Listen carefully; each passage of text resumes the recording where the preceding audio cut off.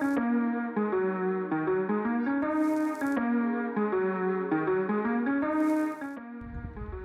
right, so we're trying something different today. Today we're going to our local Barnes&Nobles, and I usually pick out my books for myself, but today I am going to relinquish control of the book picking duties to my boyfriend Oz. Oz is going to pick out 5 books for me. I'm not allowed to tell him what I like, not allowed to critique his selections. The only thing that I'm allowed to say is if I already own a copy of the book or if I've already read it, in which case he can pick out a new book. So he's going to be picking 5 books for me today. Like I said, I have no say in it. We're going to see how well he knows me, if he can figure out what I like. So this is Oz. Say hi, Oz. Hello. All right, so we're going to be heading in to, like I said, the local Barnes&Nobles. We're going to be picking out 5 books. Now.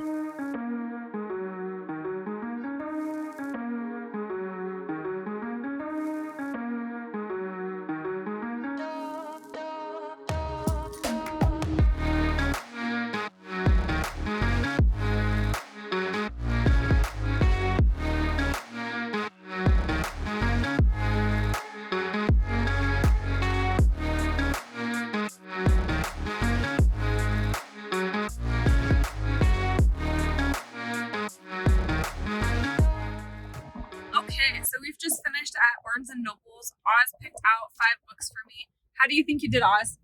I think I did good. I picked up a couple of books that I know you're gonna like them, and I know they're interesting. A couple of different books, and I know they're going to be good for you. The reviews are gonna be awesome as well. All right, so we're gonna talk about these books more in detail when we get home. There's our stack going home with us. See you in a bit. So we've just got back from a trip to Barnes&Nobles where Oz picked out 5 books for me. I could not give him any instruction on the books that I want to read or if I liked or disliked the books he was picking. I couldn't give him any hints, no winks, no nudges, nothing. The only thing that I was allowed to tell him was if I've already read the book or if I already own a copy of the book, because obviously it doesn't help us out if he's bringing home a book I already own. And then while we were there, I realized also probably a good thing would be if he picked up, the 3rd or 4th book in a series and I hadn't read the first 1 or 2 books, that doesn't make sense either. So those were the 3 rules. Other than that, he had free rein to pick out whatever 5 books he thought might interest me. So we're gonna go over each book and kind of find out why he picked those books for me, and then I'll let you know what I think about it. So the first book that he picked out is called The Orphan Thief, and it's by Glynis Peters. This book is set in World War II, and it follows a girl named Ruby. Her whole family is killed in a Blitz bombing, and she's alone in the streets. She's determined to survive the war and rebuild her life. She meets another street child named Tommy, and Tommy and Ruby, it sounds like, form some kind of an alliance. But Ruby is still struggling with the trauma of losing her whole family, and it sounds like it's kind of getting in the way of, her moving forward. So why did you pick this one out, Oz? Well, this talks about history. I know that you like history. Of course, the Second World War, and a person that is trying to become someone in her life to try to put her past behind. She meets someone from another country after the war, and I don't know what is gonna happen with them, but it looks like they're gonna have any kind of romances or any history between them two. So I think it's gonna be kind of a crazy love and war book. Okay, so I'm pretty interested in this. He was right that I really like historical fiction. I like all historical books, but historical fiction is a particular favorite. I do really enjoy a good story of somebody overcoming obstacles, whether realistic or fictional. And I don't mind some romance as a secondary plot point. In this case, the war and all the things that are happening through the war sound like the main theme of the story, and that there's a secondary romance. So I think this is a pretty good pick for me. I'm excited to read this. This is not an author that I'm familiar with, nor a story that I had heard of before. I'm looking forward to giving it a chance. The second book that Oz picked out for me is a author that I'm unfamiliar with and a book that I had never heard of. It's called Akata Witch, and it's by Nende Okorafor. And it is about a character named Sunny. She's born in New York City, but lives in Nigeria. It says that her features are West African, but she's albino. And even though she's a terrific athlete, like she's not able to go out in the sun as much as she wants to like be on the soccer team and play sports. Generally, it sounds like she's kind of struggling with her place in the world. She doesn't feel like she fits in anywhere. Then she finds out that she has latent magical powers, and it thrusts her into an adventure. This sounds really interesting. Why did you pick it up? Well, first of all, I grew up in Africa. I lived in Angola 11 years, and I'm fascinated about Africa. I love everything that comes from Africa, whatever. It's a book, a picture, or a story, a video, anything. And I really like the way that they describe in here the challenges that an albino person can have in Africa. So I would like to see what the result of her effort and her work is gonna be after she puts all that she has into her beliefs on when she's a magic person.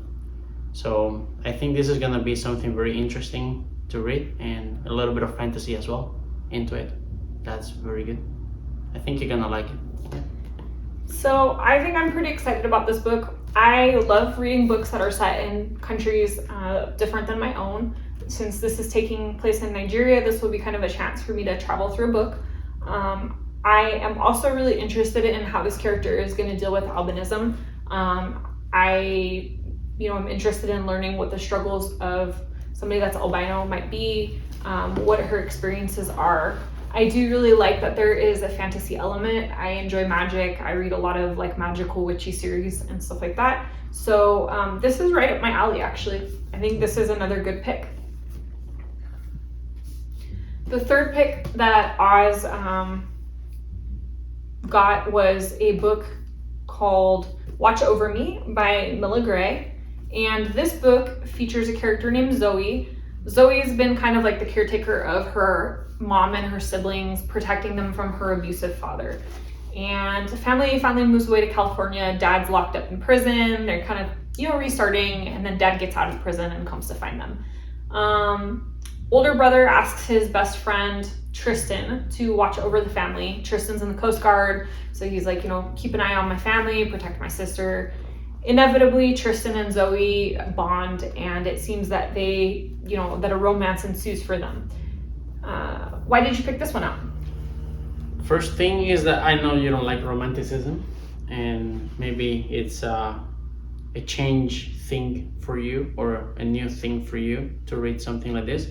The second is to know or discover how a third person from outside of a family can help someone to overcome their past and their violence created by a family member like the father, and how is he going to protect them all from the father that is out of jail right now. So it's a little bit of maybe some tragic romantic book it's gonna be. So I think it's gonna be pretty interesting for you. So this is probably the book that I'm least excited about. I do not really care for the romance genre as a whole. Like I said, can deal with romance as like a secondary subplot, but having it be the primary motivator of a book for me is not my favorite. Additionally, like anything that has a cover that looks like this, I'm gonna look at that and be like, I'm in the wrong section, I need to go somewhere else. This probably for me is something I would never pick up on my own. But that's good because it's a challenge. Picked out a lot of books that I like, gotta throw in one that's like gonna really be a challenge. So I'm gonna read it and we'll see, maybe it'll surprise me. The fourth book that Oz picked up is one that I'm super excited about. It's been on my reading list for a while now. When we were over in that section of the library and he was getting closer and closer to that book, I was like, please pick that one, please pick that one. Chanting silently in my mind because again, I couldn't give him any hints.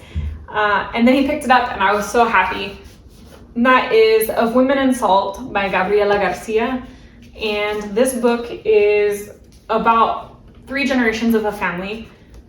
Jeanette, is living in Miami battling a drug addiction. She is the daughter of a Cuban immigrant and determined to learn more about her family history. She's dealing with issues with her mom. Her neighbors have been detained by ICE. She's wrestling with the trauma of displacement. And, her mom is still processing her difficult relationship with her own mother while trying to help Jeanette get through her addiction. So Jeanette decides that she's going to travel to Cuba and see her grandmother and kind of learn about the secrets of the past and, the family's history with Cuba. I'm really excited about this. I love, like I said, to read books about other countries.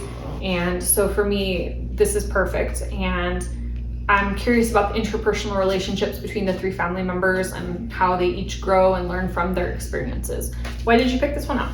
So the first thing is of women and salt.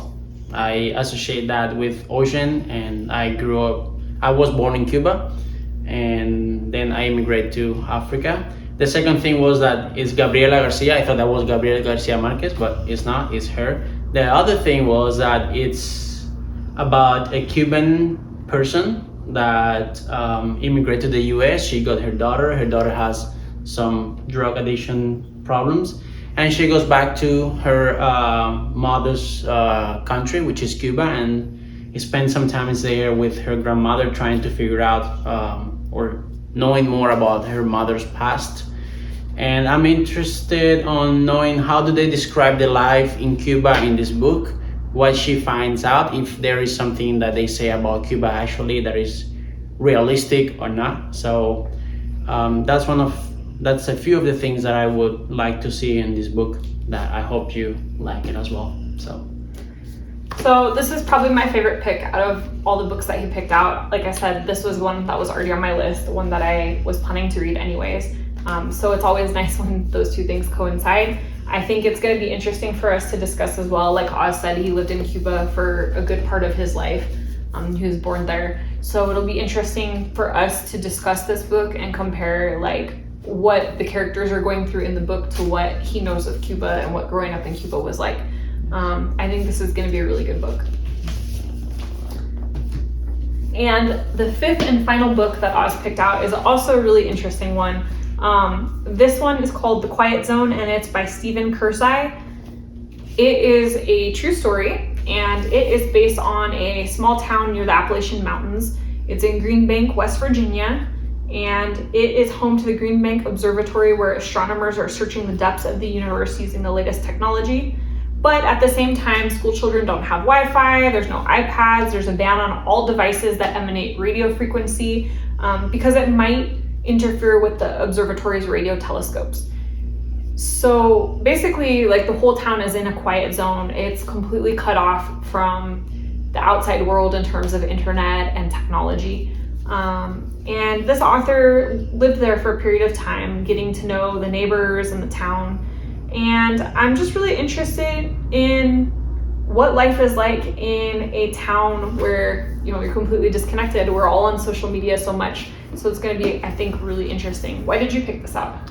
Well, exactly. One of the things was that how today's days a whole village or whole town can be isolated technologically or out of any kind of television, cell phones, telephones, any kind of visual communication system. And it is interesting also how they will describe, right? Mostly because in the United States, almost everywhere we have cell phone reception, we have television, we have roads, we have every kind of communication systems and webs and social media things. So it's going to be interesting to know how do they describe how this town survives without all of those elements, I would say, or I will call it. Yeah, I think, and it's also in the Appalachian, we love hikes, and we've got a lot of histories about the Appalachians as well. So yep, I want to know how do they describe that and how these people survive without communication at all. Yes. So I think this was another good pick. I actually really enjoy nonfiction books. I like to switch in like autobiography, biography, or just like a book about something. for me once in a while. I really enjoy like learning about new subjects, new places. This is somewhere I haven't been. I've been to like 33 states, but I haven't been to West Virginia yet. So this is a new area of the country for me. And like Oz was saying, the concept of, being in a quiet zone is really fascinating. I'm really looking forward to reading this one and then discussing all about it. I think it's going to be really interesting for both of us. So what do you think overall about picking out the books? Did you find it easy, hard? It was not easy. It wasn't hard either, because I know what you like to read. Mm-hmm. And I also wanted to give you something different of what you've read so far. Mm-hmm. So I think that these 5 are going to be something that you're going to analyze, or you're going to have a better conclusion of what I picked and what my taste for books are as well, and what I really like. I'm not a fiction person. I like more realistic things. I'm also not a technology person. I don't like to use much technology as well, or either. So the thing that made me pick these books is because we have a little bit of everything from mostly 3-4 corners of the world, so we can see realities and fiction about these places, maybe. Yes. Sounds good. So I'm excited. Like he said, it covers a lot of different genres. We've got some true stories, we've got some historical fiction, we've got some romance, we've got some interpersonal relationships, a whole bunch of different stuff, multiple different countries and regions of the world. It's a lot. It's a good selection of books, very varied, and I'm really looking forward to getting to reading them. So what we're gonna do is, in probably a month or so, when I've actually had a chance to read all 5 books, we're gonna sit down and record a follow-up video where I go over like how they actually turned out. If I really like them, we'll give them a rating and discuss. Okay, so this is the end of our video for today. As you saw, Oz picked out 5 books. I think he did pretty well. I'm gonna be reading those 5 books over the next month or so, and then we're gonna shoot a follow-up video where I give each book a rating, we talk about what I liked, didn't like, etc. So look for part 2 in about a month when I've had a chance to read all of those books. And maybe leave us a comment. Let me know what you think of Oz's selection. Did he do a good job? Do you think I'm gonna like those books? Have you read any of those books? Let me know what you thought of them as well. And if you liked this video, if you like seeing Oz in the videos, give us a thumbs up. And if you want more book-related content in the future, consider hitting subscribe and hitting the notification bell so that you never miss one of my reading videos again. We're going to be posting content on Tuesdays and Thursdays every single week. It's always going to be book-related. So if you're into books, into reading, want lots of book content, like I said, consider giving us a subscribe. Again, I'm Caitlin Bandy. This is Bandy's Books. This is Osmani Fernandez helping me out for today. And you'll see him in future videos. Thank you so much. Bye.